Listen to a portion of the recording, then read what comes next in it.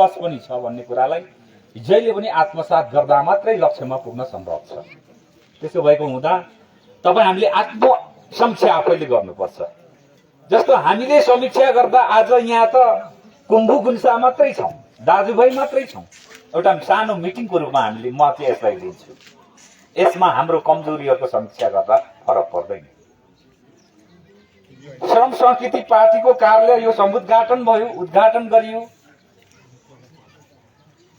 अब अर्कोचोटि तपाईँले 20 हप्ता दिनभित्र तपाईँलाई केही विनम्र सुरुमा अनुरोध गर्न चाहन्छु भने यहाँ माटो चिन्ह त्यो हाम्रो पार्टीको झण्डा त होइन, तर माटो चिन्हलाई हामीले विश्वव्यापी रूपमा नेपालभरि स्वदेश विदेशमा रहेका आम भोटर्सलाई चिनाउनु छ, त्यसलाई प्रमोट गर्नु छ, त्यसलाई प्रचार प्रसार गर्नु छ र मान्छेको मन मस्तिष्कमा सङ्गालेर राख्ने बनाउनु छ।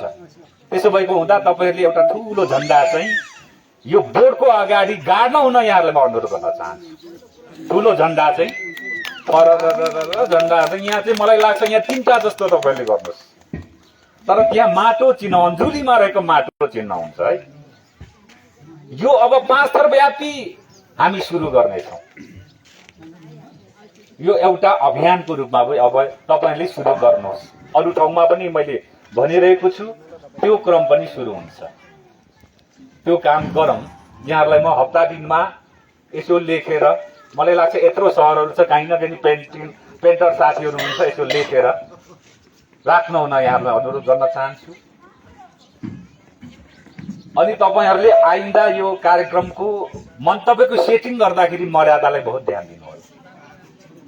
हामीले बारम्बार एकपटक मिस्टेक गर्नु सान्दर्भिक हुन्छ, तर बारम्बार मिस्टेक गरेर पनि सुध्रिएन भने फेरि सुधार हुन सकिँदैन।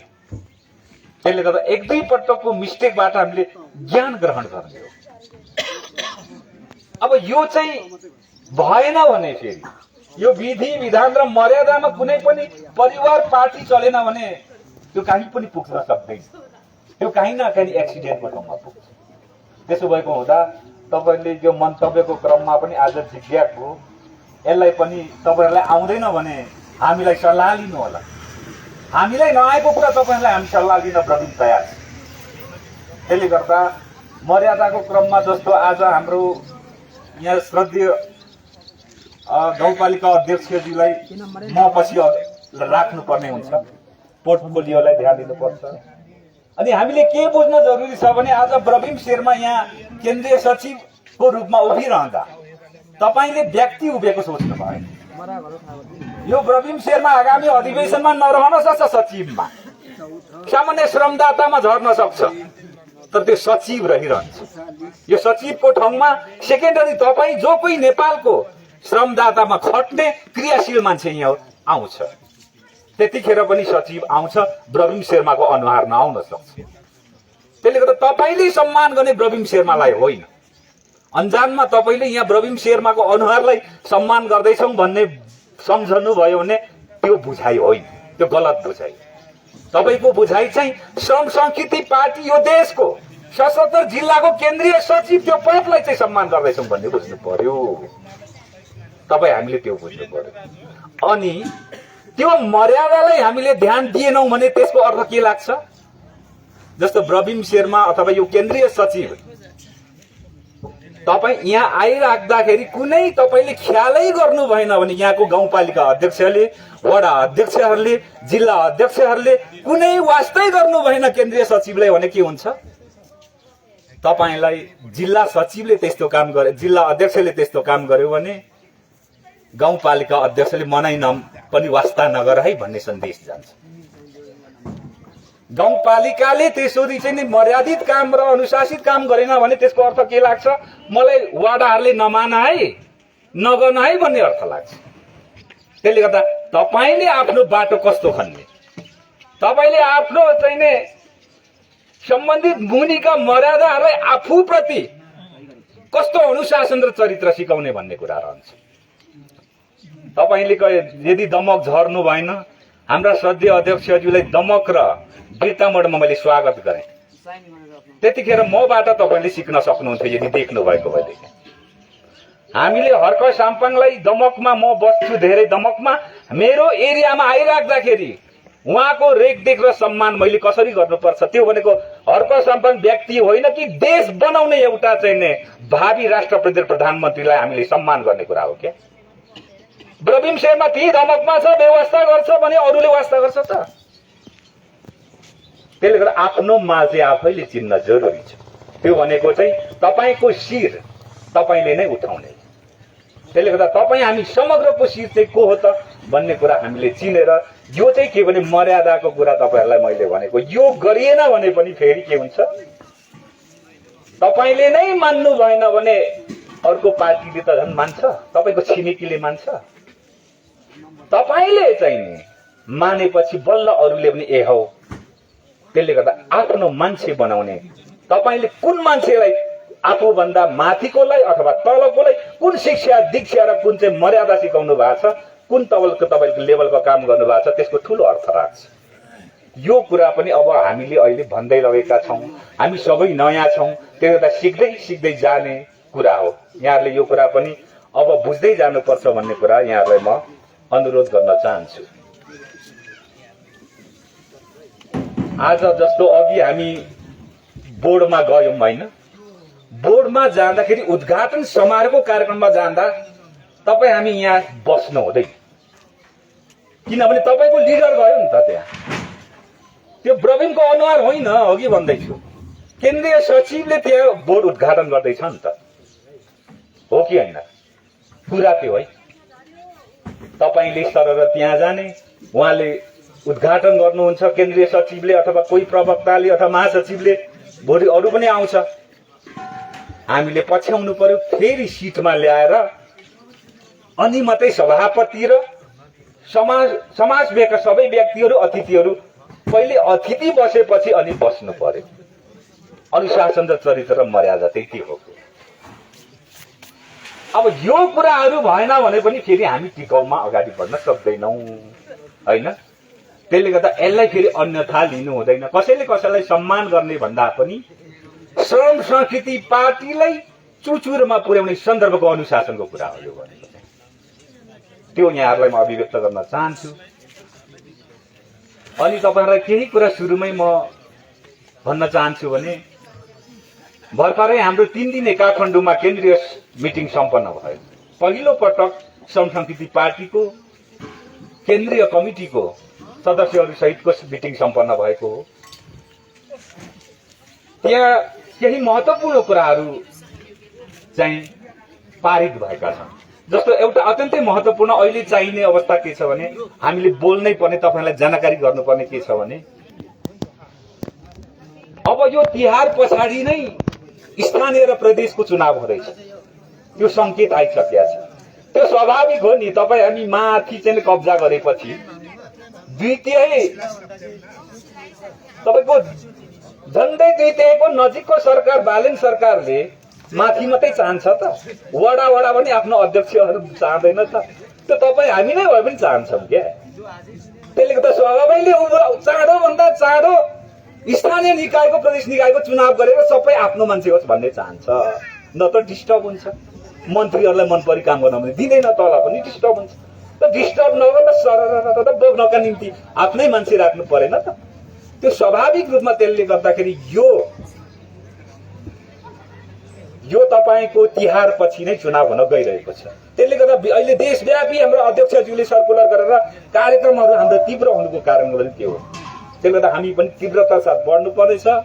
अनि तपाईहरुलाई मेरो अनुरोध पास्तरमा के छ भन्दा तपाईहरु स्थानीय निकायमा प्रदेशको सन्दर्भको चाहिँ कसलाई पठाउने सन्दर्भमा, गाउँपालिकामा कसलाई चाहिँ नेतृत्व दिने सन्दर्भमा, वडामा कसलाई दिने सन्दर्भमा, नगरपालिकामा कसलाई दिने सन्दर्भमा अहिलेबाट आन्तरिक तयारी सुरु गर्नुहोस्। म यो कुरा यहाँहरुलाई अपिल र अनुरोध गर्न चाहन्छु। यो निर्देशन पनि एक प्रकारको तपाईहरुलाई यो वडामा पनि सल्लाह सुरु गर्नुहोस्। सल्लाह तपाईहरु मिलाउनु भो, हामीले त्यसलाई लाहाछाप लाएर पठाउँछौं, त्यसलाई एक्सेप्ट गर्छौं। तर हामीले के निर्णय पारित गरेका छौं भने यदि सल्लाह मिलेन भने तपाईहरु वडामा पनि बाँच्नुभयो, नगरपालिका गाउँपालिका पनि द्वन्द्व तर्कियो भने, विवाद आयो भने के निर्णय पारित भएको छ भने त्यसलाई केन्द्रीय कमिटीले नियन्त्रण गर्ने पारित भएको छ। यो तपाईहरुले लिन होला। यहाँ नगरपालिकाको मेयरमा दुई चारजना प्रत्याशी साथीहरु नहुनुभयो, एउटा पनि ब्याक नसर्ने भयो भने माथि केन्द्रीय कमिटीमा हामी 16-17 जना छौं। मुख्य हाम्रा सदस्य अध्यक्ष हुनुहुन्छ। त्यो निर्णयको आदेश यता आउनेवाला छ है।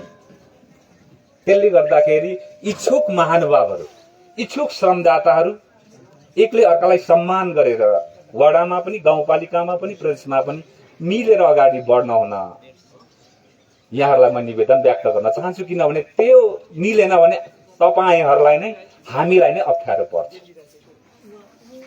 यो एउटा निर्णय भएको कुरा, महत्त्वपूर्ण निर्णय चाहिँ यो भएको कुरा यहाँलाई भन्न चाहन्छु। र यो प्रदेश पनि अनि यहाँलाई नयाँ खबर सुनाउन चाहन्छु। प्रदेश कमिटी पनि हाम्रो निर्माण भएको थिएन।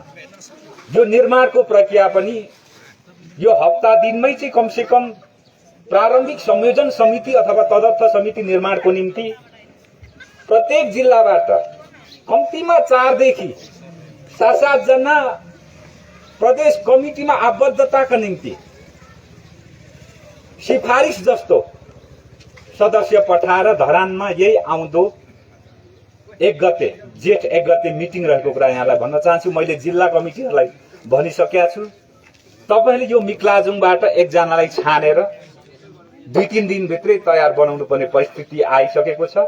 किनभने आगामी हाम्रो चुनाव नजिक हुने संकेत पाएपछि तीव्र गतिमा हामीले पनि प्रदेशलाई निर्माण गर्नुपर्ने अवस्था आयो।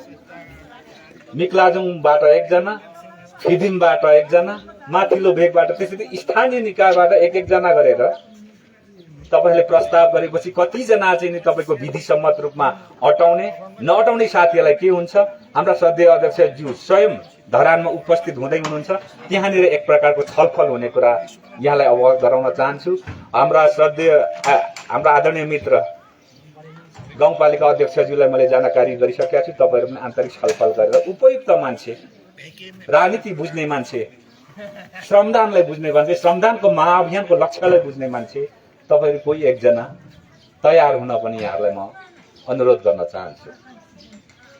अब श्रम संस्कृति पार्टी अहिले हर्कबाद यहाँ आएको छ।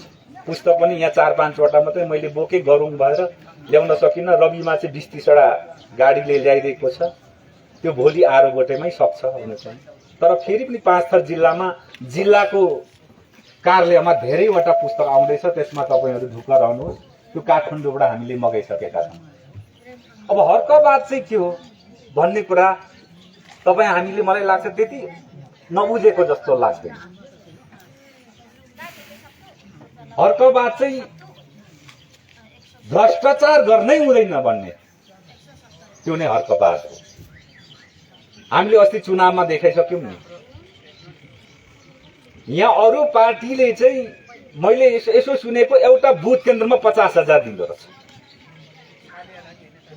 तर हाम्रो बुथ केन्द्रमा, सबै बुथ केन्द्रमा तपाई हामी अलिअलि पैसा निकालेर स्वदेश विदेश साथीहरु यसो सहयोग मागेर आफै गर्यौं नि। त्यो हर्कबादको सुरुवात हो। यसलाई कतिले नबुझेर सांगठनिक रूपमा लिए क्या? त्यो होइन। हर्कबाद भनेको थियो र भोलि हुने पनि त्यही नै हो। किनभने त्यहाँ बुथमा प्रवीण शेर्माले 50,000 दिनु भनेको त्यो शोषणको सुरु हो, त्यो भ्रष्टाचारको सुरु हुनु हो नि त। त्यो चाहिँ हिजो कांग्रेस, एमाले र माओवादीले गरेको जस्तै गर्नु हो। यसपल्ट पनि दिनुभएछ साथीले। प्रत्येक बुथको 50 लाख दिएछ भन्दै हुनुहुन्थ्यो। फिदिममा जम्मा 70 लाख बराबरको त बुथमा मात्रै खर्च भएछ। साथीहरु अहिले 2 करोड डुबेर हङकङ, युकेबाट, आफन्तबाट 30 लाख 20 लाख लिएर डुबेर के हुने भनेर हैरान हुनुहुन्छ उठेका सांसद साथीहरु। त्यसले गर्दा हामीले अबको परिस्थितिमा जनता पनि शोषक नबन्ने हो, आफ्नो नेतालाई पनि शोषक नबनाउने हो। यो हर्कबाद यहाँबाट पनि तपाई हामीले बुझ्नुपर्छ। अब तपाईले यहाँ लेखिएको कुरा त प्रकृति, संस्कृति र प्रविधिको सम्मिश्रण अथवा प्रकृति, संस्कृति, प्रविधिको संयोजन नै जीवन हो भनेपछि प्रकृति, संस्कृति, प्रविधिको समुचित विकासले मात्रै जगत र मानव संसारको न्यायोचित न्याय र उन्नति गर्न सकिन्छ भने अब यो लाइनहरू हर्कबादको मेन तपाईको नाराको रूपमा उल्लेख गरिएको छ। प्रकृति, संस्कृति र प्रविधिको समुचित विकासले मात्रै मानव संसार र जगतको रक्षा र उन्नति गर्न सकिन्छ भने अब यसको व्याख्या तपाई हामीले एउटा गाउँ जत्रो गर्ने हो कि देश जत्रो गर्ने हो कि पृथ्वी जत्रो कि ब्रह्माण्ड जत्रो गर्ने हो, त्यो तपाई हाम्रो खुबीमा निर्भर गर्छ। यहाँ ब्रह्माण्ड नै सबै यहीँनिर छ। त्यसले गर्दाखेरि तपाई हामीले यो कुरा तपाईले काम गरिरहेको हुनाले गर्दा यो बुझ्न चाहिँ तपाई हाम्रो कामले नै बताइरहेको छ। अब यहाँ आत्मनिर्भरताको कुरा छ। यहाँनिर आफ्नो खुट्टामा आफै हो भने परको निर्भरतामा नरहने आत्मनिर्भरता, परको जीवीमा नरहने तपाईका स्वावलम्बी हुने भन्ने कुरा हो। त्यो नै हर्कबाद रहेको कुरा यहाँलाई म भन्न चाहन्छु। यसको व्याख्या विश्लेषण त्यो किताब त सामान्य कुरा हो, यो सुरुवातको कुरा हो। भोलि साहित्यकार, कवि, इतिहासकारले यस्तो हजारौं थेलीहरू अगाडि लेख्नुहुन्छ, आउँछ। यसको चाहिँ नै व्याख्या विश्लेषण हुँदै जान्छ। यसको व्याख्या विश्लेषण तपाईले अहिले उभ्याइयो भने अर्कै तवरले गर्न सक्नुहुन्छ, मैले अर्कै तवरले गर्छु। तर के भने सत्य, इमानदार, न्याय, कसैलाई नपेल्ने, कसैलाई नहेप्ने, कसैको श्रम शोषण नगर्ने, सारा विश्वमा रहेका मानिसहरू समान हुन् भन्ने दृष्टिकोण नै हर्कबाद हो। तपाईहरुले यसरी बुझ्नुपर्छ। अब यो गाउँको अब सवालको कुरा गर्दा जस्तो लारुम्बा र यो म बच्चैदेखि पहिलोपल्ट जाँदा पनि त्यो बाटो पैदल हिँडियो। आजसम्म झन् झुलाम्य छ यो बाटो। माङ्सेबुङ टु तपाईको चाहिँ नि चिसो पानी यो लारुम्बाको बाटो। अब यो बाटो कसैले बनाउँछ भने त्यो हर्कबादको माध्यमबाट मात्रै बन्छ। किनभने त्यहाँ इमानदार काम नबनेपछि काम नबनेको हो नि त। त्यसले गर्दा यो देशमा नेतृत्व नेता त कैयौं पायौं, तर इमानदार नेता पाइएन। त्यसकारण इमानदार नेताको खोजी हुँदाखेरि हर्कबादमा गयौं। हर्कबादमा पुग्दाखेरि त्यसको चाहिँ निर्माणकर्ता अथवा चाहिँ त्यसको चाहिँ जन्मदाता चाहिँ हर्क साम्पाङ हुनुभयो। त्यसले गर्दा हामीले श्रद्धेय अध्यक्ष हर्क साम्पाङलाई नेता मान्न तयार भयौं। अब यदि हामी सरकारमा भएको भएदेखि के हुन्थ्यो? एक दुई शब्द भन्नु पर्दाखेरि यो बाटो लारुम्बाको यो बाटो जुन छ हाम्रो सरकारमा भविष्यमा पनि हामी सरकारमा पुगेपछि यदि हामी सरकारमा भएको भएदेखि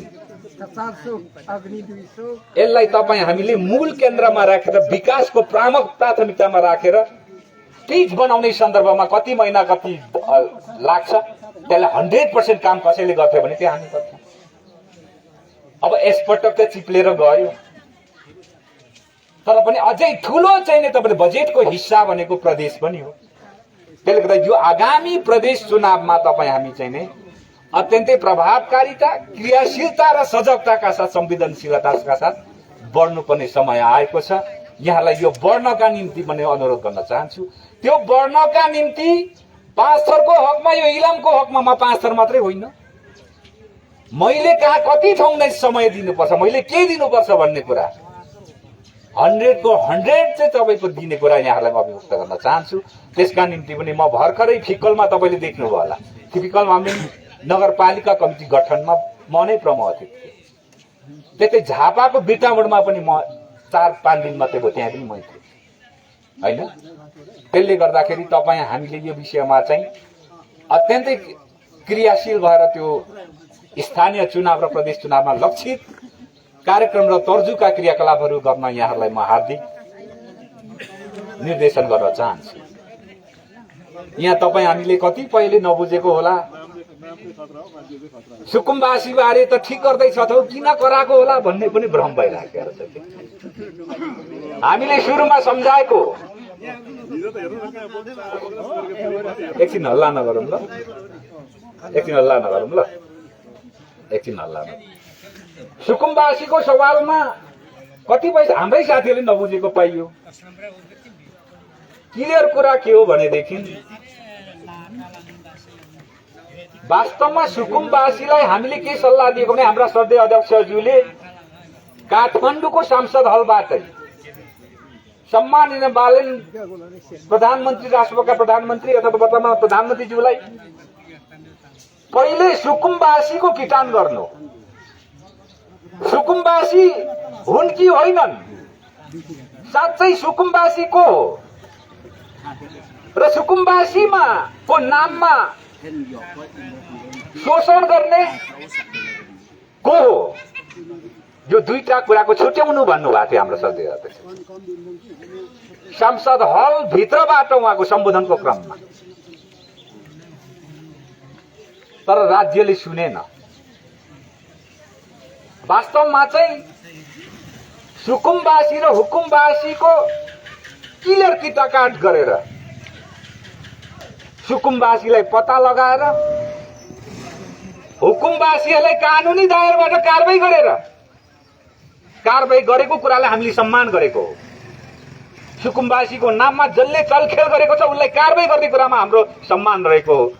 यो सरकारको राम्रो क्रियाकलापप्रति हाम्रो निरन्तर सम्मान हुन्छ।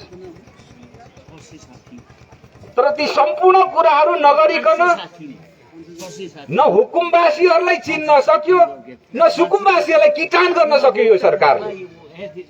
सिधै चाहिँ उसले निर्देशन अथवा आदेश गर्यो, त्यो साराका सारा चाहिँ घर चाहिँ भत्काएर चाहिँ फ्यालिदेऊ भनेर आदेश गरेपछि हामीले हेर्दै गयौं, विचार गर्दै गयौं। हामीले सम्मान्य बालेन शाहज्यूले भन्यौं कि तपाईँ 90 को स्पिडमा नजानुहोस् है, 40 को स्पिडमा कुद्नुहोस्, ठाउँमा पुगिन्छ। ठाउँमा पुर्याउने सन्दर्भमा हाम्रो साथ रहन्छ भनेर हामीले भन्यौं। तर उहाँ एकैचोटि चाहिँ डोजर लिएर आदेश गरेर काठमाडौँको नदीका किनारमा रहेका सुकुम्बासी साथीहरूलाई डोजरले भत्काउन सुरु गर्नु। उहाँ चाहिँ 80 को स्पिडमा जानु। त्यसो नगर्नु है भनेर हामीले प्रेस मिटहरू गर्यौं, पत्रकार सम्मेलन गरेर छेउछेउमा यसो सामान्य विरोध गर्यौं। तर हेर्दा हेर्दै 7 दिनको अन्तरालमा त्यहाँ 2 जना व्यक्तिहरूले आत्महत्या गर्नुभयो। किन आत्महत्या गर्नुभयो भन्दा आफ्नै अगाडि आफ्नो घर चाहिँ डोजरले चाहिँ घोच्दै ढालेपछि त्यो दृश्य देख्न नसकेपछि आफ्नै आँखा अगाडि आफ्ना छोरा छोरीहरूको बिचली चाहिँ देखेपछि 2 जना बुबाहरूले आत्महत्या गर्नुभयो। त्यसपछि चाहिँ के हुन्छ? निश्चित रूपमा 3 करोड नेपालीहरूको भाग्य र भविष्य र संरक्षण गर्ने जिम्मा संसदीय पार्टीको हो। त त्यसो भइसकेपछि के हुन्छ भने सारा नेपालीहरूको कसैको हत्या कसैको कारणले भइराखेको छ भने संसदीय पार्टीले ट्वाल्ला हेरेर बस्ने कुरा हुँदैन। यदि कसैको कारणले कसैको हत्या हुन्छ भने त्यो कारक त कमजोरको गल्ती हो, ऊ हत्यारा हो। त्यसले गर्दा वर्तमान परिप्रेक्ष्यको यो जुन परिस्थिति छ, यो सुकुम्बासीको सवालमा राज्यको दमनको कारणले गर्दा, राज्यको डोजरको कारणले गर्दा 2 जनाको हत्या हुनु चाहिँ हत्याराको हो त। यो चाहिँ वर्तमान सरकारले हामीलाई जवाब दिनुपर्ने हुन्छ। हामीलाई भन्नुपर्छ, नेपाली जनतालाई जवाब दिनुपर्ने हुन्छ। मलाई अचम्म लाग्छ, आदरणीय काका काकीहरू हुनुहुन्छ, अलिक विद्वतहरू, तपाईहरु सल्लाहकारहरू हुनुहुन्छ, तपाईहरुलाई अझ बढी ज्ञान छ हामी युवाहरू भन्दा। अनि हामीले सोध्यौं, मैले दमकमा अस्तिको दिन मात्रै विशाल र्याली थियो, त्यहाँबाट सोध्यौं, बेतमबाट सोध्यौं बालेन सरकारलाई। उहाँलाई अहिले चाहिँ उहाँ धर्म सक्नु भएको छ, सायद उहाँ अब फिर्ता हुनुहुन्छ होला। अहिले तपाईको चाहिँ सर्वोच्च अदालतले पनि सुकुम्बासीलाई नछुनु भन्ने एक खालको अन्तरिम आदेश जारी गरिसकेको कुरा तपाईले सायद मिडियामा देख्नु होला, हिजो न्युज आइसकेको छ। यो कारण चाहिँ श्रम संस्कृति पार्टीको सामर्थ्यले गर्दा हो, त्यो हामीले भुल्नु हुँदैन। श्रम संस्कृति पार्टीले मात्रै एउटै पार्टी हो गरिबको पक्षमा आज वकालत गरेको छ, पसिना बगाउनेहरूको मुक्तिको पक्षमा आज वकालत गरेको छ, श्रम गर्नेहरूको वकालत गरेको छ, इटा बोक्ने र तपाईको चाहिँ गिटी कुट्नेको अनि बालुवा चाल्नेहरूको अधिकारको सवालको कुरा गरेको। त्यो एउटै मात्रै व्यक्ति काठमाडौँमा तपाईँ अरू पनि 3-4 वटा राष्ट्रिय पार्टीहरू त हुनुहुन्छ, तर किन हो किन उहाँले हिम्मत गर्नुभएको छैन। एउटै मात्रै नेता र पार्टी हर्क साम्पाङले मात्रै हिम्मत गरेको कुरा यहाँलाई यो कुरा जानकारी गर्न चाहन्छ आदरणीय जनसमुदाय। त्यसले गर्दा पनि अहिले हुनु त हामी पाँचौं ठुलो पार्टी मात्रै हो, तर कस्तो भान छ भने अरू पार्टी सिद्धिसक्यो। नेपालमा सरकारमा बालेन छ, अर्को पार्टी छ भने हर्क साम्पाङ मात्रै छ भन्ने कुरा त अहिले संसारले देखियो त। त्यसले गर्दाखेरि अहिले कसैको नेपाली जनताको साँचो अधिकारको, जन्मसिद्ध मौलिक अधिकारको, जन्मसिद्ध पाउने अधिकारको जन्मिसकेपछि घाँसबास कपास शिक्षा र स्वास्थ्य रोजगारका कुराहरू जो चाहिँ नै मानव अधिकारले सत्याभूत गरेको अधिकार हुन्छ जन्मिसकेपछि जनताको, त्यसको सवालको ठाडो कसैले चाहिँ तपाईँको अधिकारको संरक्षणको कुरा उठाउँछ भने त्यो संस्कृति पार्टी मात्रै रहेको छ।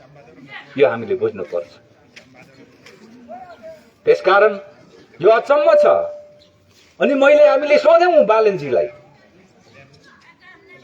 कि नेपालको नक्सामा उल्लेख गरिएको सबै जग्गा नेपालीको हो कि होइन, नेपाल सरकारको हो कि होइन, अथवा नेपालको हो कि होइन, सबै जग्गा कि धनीको मात्रै हो, जग्गा किन्न सक्नेको मात्रै हो? फेरि सरकारले भन्छ त्यो त नेपालकै हो भन्नुभएको छ। र तपाईहरु एउटा आवाजले भन्नुहोस् त नेपालको नक्साभित्र रहेको सबै जमिन नेपालको हो कि होइन? अलि आवाज पुगेन, यो सत्य कुरा नेपालको हो कि होइन? यो हाम्रो जुन नक्सामा छ नक्साभित्र रहेको नेपालकै हो। यो नक्साभित्र छोएको माथिको आकाश पनि नेपालको हो कि होइन त? किन सदनले त्यो विमान हेराउनु पर्यो? नेपाल भित्रका चाहिँ तपाईको डाँडा काँडा मधेस हिमाल पनि नेपालको हो कि होइन त? नेपालकै हो। नदी नाला डाँडा काँडा चाहिँ नै सबै वन जंगल नेपालको हो कि होइन त? त्यसो भने त्यो सडकको किनारमा बसे तापनि, नदीको किनारमा बसे तापनि, कहीँ आश्रय स्थल नभएर जंगलमा बसे तापनि, सुकुम्बासी भने तापनि, अव्यवस्थित बसोबासी भने तापनि, गरिब भने तापनि त्यो नेपाली हो कि होइन? यहाँले म क्वेसन। त्यसो भने त्यो नेपालीहरूले नदीको किनारमा बसेकाहरूको, सडकको किनारमा बसेकाहरूको, सुकुम्बासी भनिनेहरूको, अव्यवस्थित बसोबासी भनिनेहरूको नेपाली नै हो भने कि नेपाली जग्गामा बस्ने अधिकार छैन उनीहरूको? त्यसले गर्दा यो कुरा गम्भीर छ आदरणीय नेताहरू, आदरणीय जनसमुदायहरू, आदरणीय काका काकीहरू, यो कुरा गम्भीर छ। श्रम संस्कृति पार्टीले निश्चितमा उद्देश्य बोक्दैन। त्यसले गर्दा यो वर्तमान संविधान संशोधन गर्नुपर्छ। सुकुम्बासीहरूको जग्गामा अव्यवस्थित घरवासीहरू साथीहरूको धनी पूर्जा नहुँदैमा, धनु पूर्जा नभएको जंगल अथवा शहरको साना साना जंगललाई रातारात धनी पूर्जा निकाल्नेहरूले हेप्न पाइँदैन सुकुम्बासी भनेर। यो कुरा चाहिँ बुझ्नुपर्छ। त्यो काठमाडौँमा पहिले जंगलै जंगल थियो। साँच्चै भन्यो भने 20 वर्ष पहिलेको परिस्थिति हेर्यो भने त्यो शहरहरू जति छन् जंगल थियो। त्यो सबै ओइलेनी थियो, त्यो सबै सरकारी थियो। त्यो सबै सरकारी र ओइलेनी जग्गामा अहिले साँच्चै भन्यो भने मन्त्री, उनका सचिव र प्रधानमन्त्रीको जग्गा चाहिँ कसरी भयो त्यहाँनिर? उनीहरू मन्त्री, प्रधानमन्त्री र सचिवको स्तरमा पुग्दाखेरि सबै जंगल आफ्नो नाममा दर्ता गर्ने। अनि इमानदार, सोझो, गरिब छ, माथि लिङ्क छैन, श्रेष्ठता मिलाउन जान्दैन भनेर सडकको किनारमा, नदीको किनारमा बसेर धनी पूर्जा निकाल्न सक्दैन भन्दा पनि हेपेर बस्ने। यो खालको विभेदको परिस्थितिलाई जलाएर फ्याल्नुपर्छ। त्यो श्रम संस्कृति पार्टी हो, त्यो हर्कवाद रहेको कुरा यहाँलाई भन्न चाहन्छु। यो चाहिँ सिरियस कुरा हो, हामी रेला बोलेका छैन। त्यसले गर्दा आज पनि तपाईको, हाम्रा श्रद्धेय अध्यक्षज्यूको तपाईले अध्ययन गर्नुहोस् पारिवारिक परिस्थिति, जीवन परिस्थितिलाई। तपाईलाई यसो करोडौंको कारमा हिँडेर यसो हात मिलाउँदा माइलो लाग्छ कि भन्ने जस्तोहरू, यसो छुँदा चाहिँ कोर्टमा माइलो पो लाग्छ कि भन्ने जस्तोहरूसँग गरिबको मुक्ति सम्भव छैन। तपाईको मुक्तिको निम्ति तपाई जस्तै मान्छे माथि पुग्नु पर्दछ। आज तपाईँ भन्दा पनि गरिब जस्तो लाग्ने मान्छे त्यो हर्क साम्पाङ रहेको कुरा यहाँलाई भन्न चाहन्छु। हर्क साम्पाङको खटै हेर्नुहोस्, हर्क साम्पाङको लोहाई खोइ हेर्नुहोस्, हर्क साम्पाङ हिँडेको बाटोहरू हेर्नुहोस्, लाएको चप्पल र जुत्ताहरू र लुगाहरू हेर्नुहोस्, अनि मूल्याङ्कन गर्नुहोस्। यो देशको सच्चा नायक को हो? तपाईँ हामीले यो ती कुरा बुझ्यो भने काफी हुन्छ। त्यस कारणले गर्दा साँच्चै हामी नेपाली हौं, साँच्चै हामी नेपाललाई माया गर्छौं, साँच्चै नेपाल भने देशको मुक्ति चाहन्छौं, यो देशको स्वाधीनता, अखण्डता र सार्वभौमिकताको बचावट चाहन्छौं, फेरि यो देशको शान्ति बहाली चाहन्छौं र अमन चैन चाहन्छौं भने, अनि आफ्नो र भावी भविष्य शाखा सन्तानको छोरा नातिहरूको भविष्य साँचो अथवा लेखाउन चाहन्छौं भने त्यो एउटै मात्रै नेता हर्क साम्पाङ हो र एउटै मात्रै पार्टी संसदीय पार्टी रहेको कुरा यहाँलाई म भन्न चाहन्छु। यहाँलाई म एकपटक यो सवालमा गडगडा तालीको आह्वान गर्न चाहन्छु। यो कुरा हामीले भावनामा बोलेको होइन। म पनि पहिलो पटक कुनै पार्टीको सदस्यता थिइन, पहिलो पटक संस्कृतिको पार्टीको सदस्यता ग्रहण गरेको यही कारणले हो कि यो देशको समृद्धि र विकास, हामी सबैको भाग्य र भविष्य यदि कसैलाई सुम्पिन्छौं भने र उसले बनाउँछौं भने किन चुप लागेर बस्ने भनेर हामी गएको। त्यो हर्क साम्पाङ बाहेक अरू मैले चाहिँ देखेको छैन। अरूको चाहिँ कस्तो देखिन्छ भन्दा, अब हिजो अस्तिको दिन तपाईलाई सुनाइहाल्छु, दमकमा एउटा प्रस्ताव आयो। हामी नगरपालिका मेयर साहबकोमा तपाईको त्यो एउटा वक्तव्य विज्ञप्ति लिएर जाँदै थियौं। कांग्रेस एमाले माओवादीका साथीहरूले के भन्नुभयो भन्दा मिलेर संघर्ष गर्नु, एउटा शीर्षकमा सुकुम्बासी मुक्तिको शीर्षकमा मिलेर आन्दोलन गरौं भन्नुभयो। अनि त्यहाँका अध्यक्षले मलाई प्रस्ताव राख्नुभयो, मिल्दैन। मैले त्यो मिल्दैन, किनभने तपाईहरू बारम्बार जनताले अवसर दिएर फेल भइसक्नु भएको। यदि कांग्रेसले, यदि एमालेले, यदि माओवादीले सुकुम्बासी समस्याको हल गर्ने भएको भएदेखि आजसम्म फेरि पनि सुकुम्बासीको प्रश्न उठ्थ्यो, फेरि सुकुम्बासीहरू सडक सडकमा रुनुपर्ने अवस्था आउँथ्यो। हाम्रा चाहिने छोरा छोरीहरू 7-8 वर्षका बाल बच्चाहरूको दिमागमा कस्तो असर पर्यो होला, कुनै वास्ता छैन। उनीहरू नङ्गै नङ्गै हिँड्नु पर्ने, यसो चाउचाउ र चिया पाइन्छ कि भनेर खोज्नु पर्ने अवस्था आज आउँथ्यो, त्यो आउनेवाला थिएन।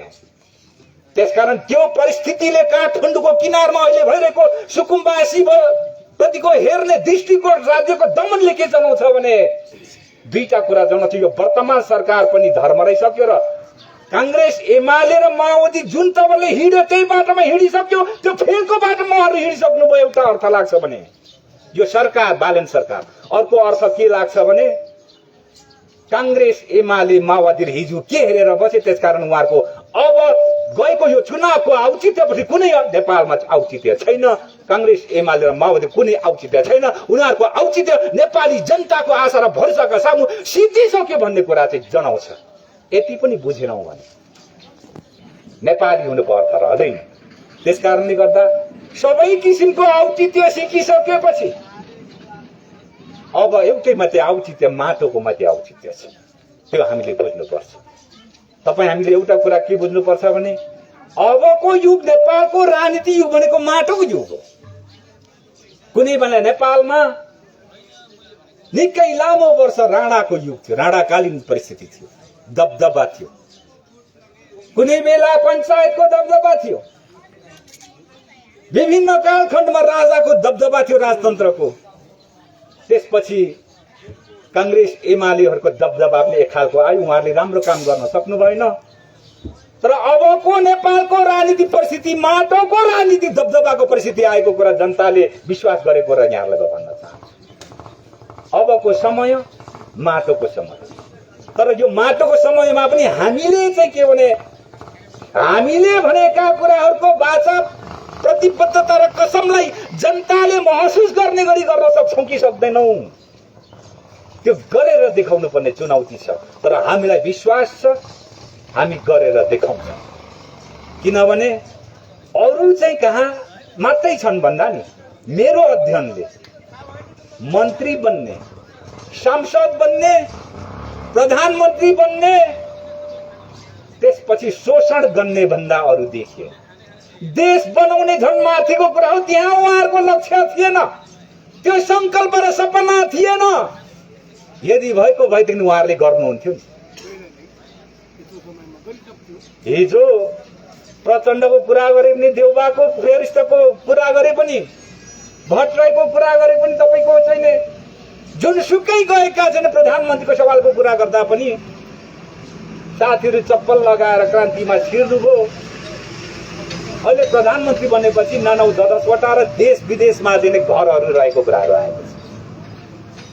म यहाँलाई आजको यो ठाउँमा उभिएर, यो संगम स्थलमा उभिएर प्रतिबद्धता र कसम व्यक्त गर्न चाहन्छु। हर्क साम्पाङ र प्रवीण शेर्मा यदि चाहिँ यो पार्टीमा लागेर भोलि मन्त्री अथवा प्रधानमन्त्री हुँदा, सांसद भएपछि बिल्डिङ घर किन्न थाल्यो भने, कालो कारमा चाहिँ करोडौंमा कुद्न थाल्यो भने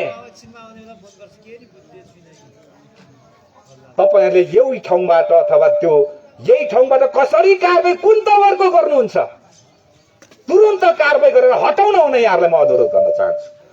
त्यस्तालाई बस्ने अधिकार छैन, त्यस्तालाई बस्ने अधिकार छैन, त्यसलाई बस्न दिने होइन। त्यसकारणले गर्दा अहिले मेरो पनि घर छैन, बनाए पनि सामान्य घर बनाइन्छ।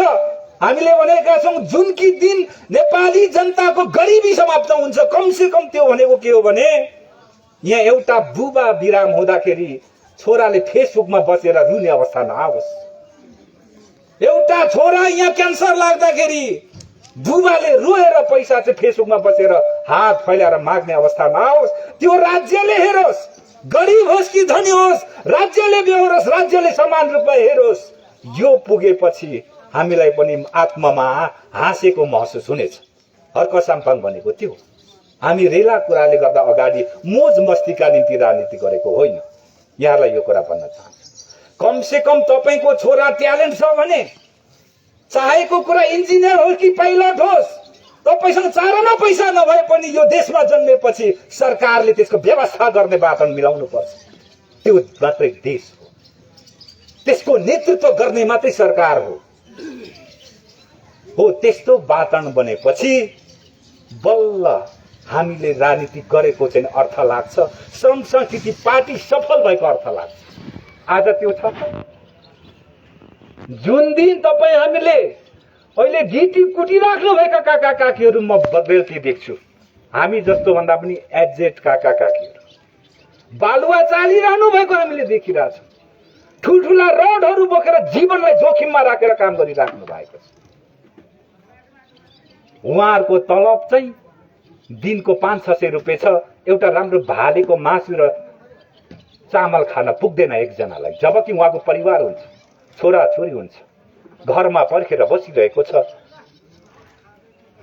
मतलब मैले भन्नु खोजेको कुरा भने सबैभन्दा दबिएकोलाई, गरिबलाई, कठिन काम गर्नेलाई, सबैभन्दा बढी श्रम गरेर पसिना बगाउनेलाई सबैभन्दा बढी हेपेको छ क्या यो देशमा। त्यो हेपिन्जेलसम्म देश बन्नेवाला छैन, यो कुरा देखेरै राख्दा हुन्छ।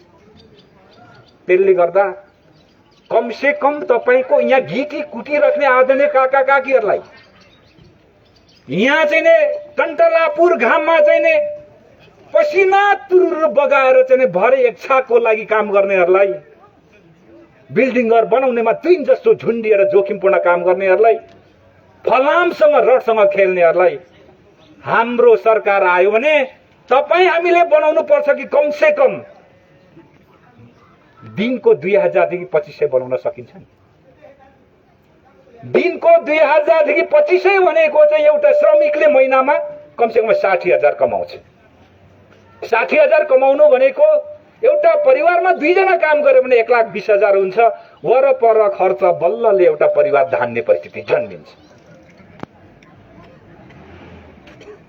यो गर्न सकिन्छ नेपालमा, तर गर्नको निम्ति एउटै कुरा आवश्यक पर्छ, त्यो इमानदार नेतृत्वको आवश्यकता पर्छ। त्यो इमानदार नेतृत्व, नेताको नाम हर्क साम्पाङ रहेको छ भने यहाँहरूलाई यो पार्टीको नाम संस्कृति पार्टी रहेको छ, चुनाव चिन्ह माटो छ। अब फेरि यो चाहिँ त्यत्रो पैसा दिने चाहिँ कहाँबाट आउँछ भन्ने तपाईको जिज्ञासा हुन सक्छ। म त्यो पनि भन्छु। त्यो प्रत्येक दिन 2000 देखि 2500 श्रमिकहरूलाई त्यो कडा श्रम गर्नेहरूलाई सबैभन्दा बढी सम्मान गर्ने पैसा कहाँबाट ल्याइन्छ भन्दा यही देशभित्रबाट छ। यो देशभित्र दिनरात शोषण गर्नेहरूको परिस्थिति एक ठाउँमा छँदैछ। त्यस्ता शोषण र भ्रष्टाचार गरिएका सम्पत्तिलाई जफत गरेर राष्ट्रियकरण गर्ने कुरा त लाखौं अरबौं छँदैछ। तर अर्को कुशल संसारमा आइडिया र माध्यम बनेको चाहिँ यहाँ जस्तो स्विजरल्यान्डमा त्यो छ, तपाईँ अमेरिकामा त्यो छ, विकसित कन्ट्रीहरू सबैमा त्यही नै छ। अर्थ प्रणाली, त्यसलाई मिश्रित अर्थ प्रणाली पनि भनिन्छ। राजनीतिज्ञहरूले एउटा त्यसो पनि भन्छ। त्यो चाहिँ कहाँबाट भन्दा जस्तो यहाँ एउटा मान्छे धनी हुन त पायो, व्यक्तिगत स्वतन्त्रतालाई हामी रोक्दैनौं, सम्मान गर्छौं, राज्यले संरक्षण गर्छ। तर उसले 1 करोड कमाउँदाखेरि 10% भ्याट तिर्छ भने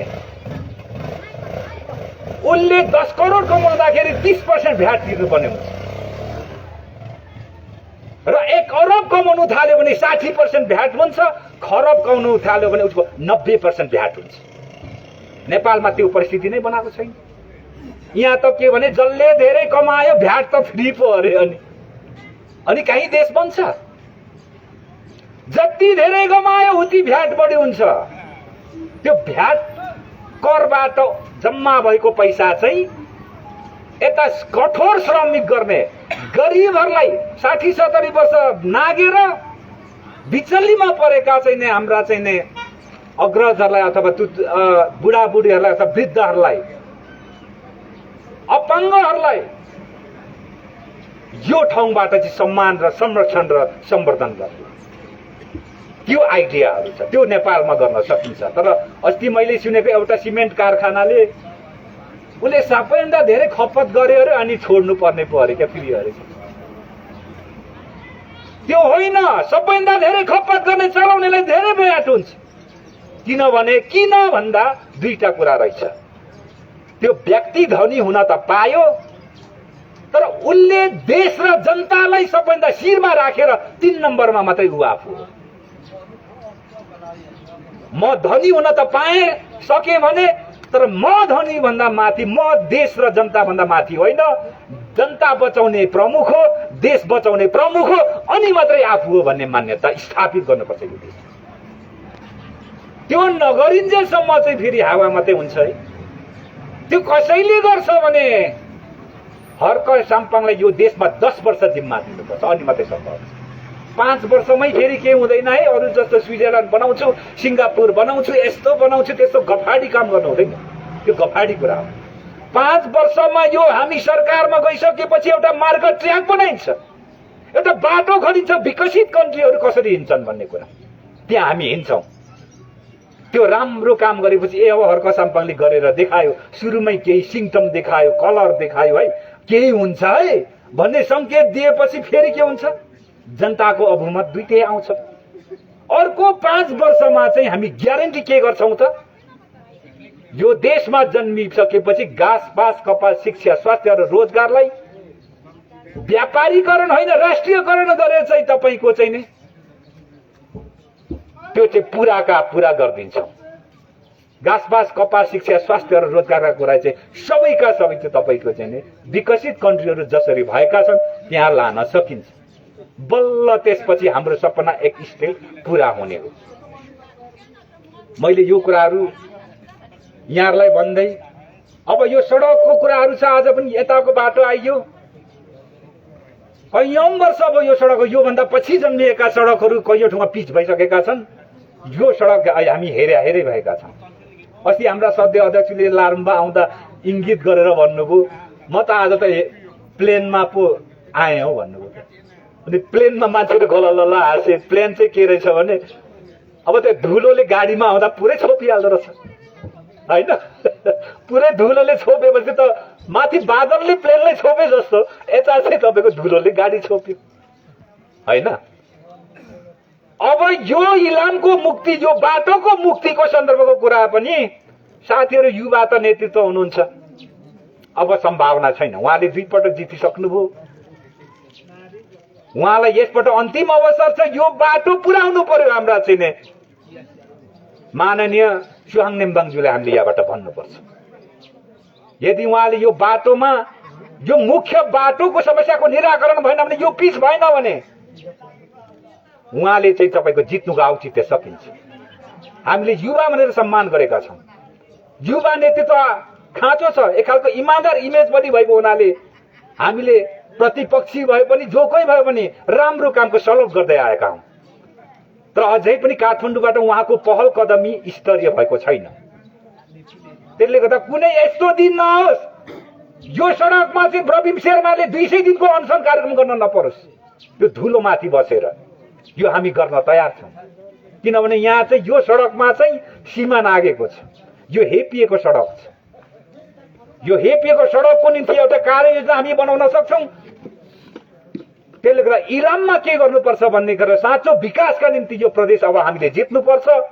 अनि एउटा विशाल अरबौंको बजेटको तपाईँको नखनिकन यो सम्भावना छैन। त्यसले गर्दा त्यो गर्नका निम्ति नै यो प्रदेश अब संस्कृति पार्टीले लिनुपर्छ। अरू त चिटिक चाटक भनेर हिँड्ने मात्रै रहेछन्, काम नगर्दा रहेछन् नि त, प्रमाणित भइसक्यो। त्यसले त हर्क साम्पाङले नै यो इलाममा पनि उभ्याउनु पर्ने भयो। हर्क साम्पाङकै प्रतिनिधि पात्रले उभ्याउनु पर्ने बाध्यता भयो। त्यसले गर्दाखेरि मैले एक शब्दमा भन्न चाहन्छु, यो इलाममा प्रवीण शेर्मा र श्रम संस्कृति पार्टीका टिमहरू 6 महिने अथवा 3 महिने लामो सरकार विरुद्धको अनसनमा उभिनु नपरोस्, त्यहाँनिर हामीले भनेका छौँ। उहाँहरूले यो कुरा काठमाडौँले सुन्नुपर्छ। अब विकराल समस्याहरू छन्। अब हामी प्रकृतिमा कति धनी छौँ। अब हामी बुद्ध लावतीसँग आयौँ, छलफल गर्दै प्रकृतिमा हामी छौँ। संस्कृतिमा हामी कति सबल छौँ।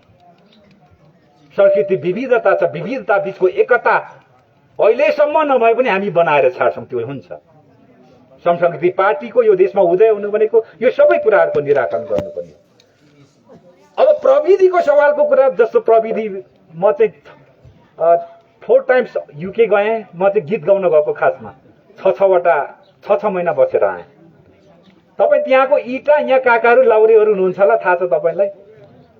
लगभग 15-20 वटाले मात्रै 1 किलो पुग्छ जोग्दा, हल्का। तर दिनभर पछार्दा, ढुङ्गामा पछार्दा त्यो फुट्दैन। त्यो प्रविधि कस्तो होला होइन? अब पछारी मार्दा त्यो फुट्दैन इँटा। हेर्नुहोस् प्रविधि। अब यो नेपालमा यो ठाउँमा त्यो कुराहरू भित्र्याउनु पर्छ। अनि पो एउटा घर टिक्छ होला त 200 वर्ष। त्यहाँ 1300 ईस्वी सम्बतका घरहरू अहिले 700-800 वर्ष भएका घरहरू जिउका थिउ छ त। कारण त हो रहेछ नि त। अनि यस्तो घरहरू बनाउँदा, हाम्रो 29का घरहरू के घरहरू बनाउँदा 3-4 वर्षमा त धमिराले खत्तम पो बनाइसक्छ। मलाई अचम्म लाग्छ। तर त्यहाँ यसरी प्राविधिक रूपमा प्रविधि मिलाइएको छ, दबाई सबै हालेर के गरेर हो 100 वर्षभन्दा पुग्दा पनि त्यो काठ धमिरा पनि लाग्दैन, बिग्रिँदैन पनि।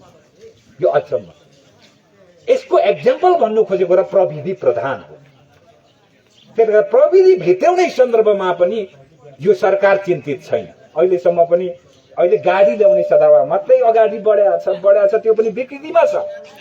वास्तवमा भने एउटा गाउँमा यसो क्रस आइटमको राम्रो बाटो भयो भने हुने हो नि त, एउटा गाउँमा होइन र। तर एउटा गाउँमा 10 ठाउँबाट बाटो खनेर ल्याएर बजेटको विनाश भएको छ।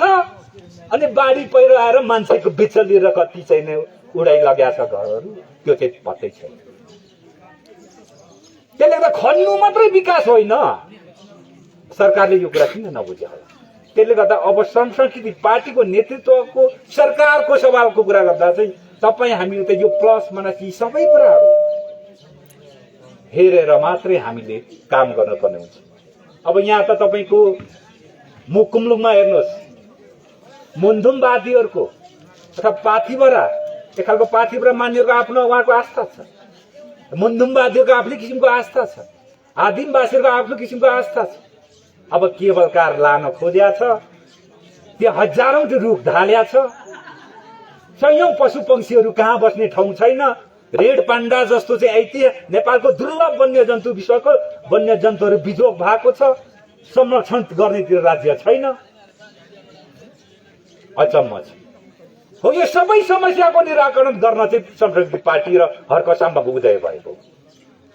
अब पाकी र मुकुमलुङमा हामीले गर्दा के गर्ने भने त्यहाँ प्रकृति संस्कृति र प्रविधिको समुचित विकास भन्नुको तात्पर्य त्यो हो।